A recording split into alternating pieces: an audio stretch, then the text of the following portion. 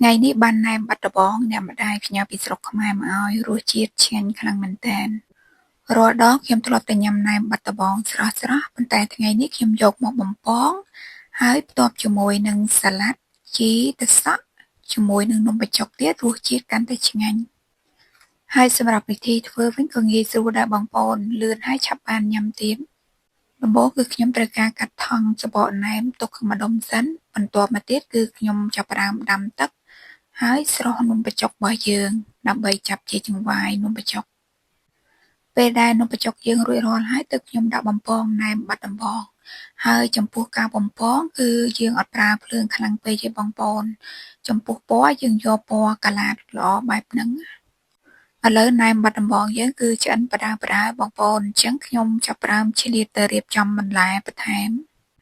ចំពោះបន្លែផ្ទាប់ខ្ញុំមានដូចជាសាឡាត់ទឹកសក់ជីអង្កាមហើយនិងជីពណ៌ក្រហមតែប៉ុណ្ណឹងគឺយើងអាចផ្ទាប់ជាមួយនឹងណែមបាត់ដំបងនំបញ្ចុកយើងបានហើយឥឡូវនេះបន្លែនំបញ្ចុកហើយនិងណែមរបស់យើងគឺរួចរាល់ហើយបងប្អូនតោះអញ្ជើញពិសាទាំងអស់គ្នាសូមអរគុណបងប្អូនដែលតែងតែតាមដានទស្សនាវីដេអូរបស់ខ្ញុំកុំភ្លេចចុច like និង share ដើម្បីទទួលបានវីដេអូថ្មីៗទៀត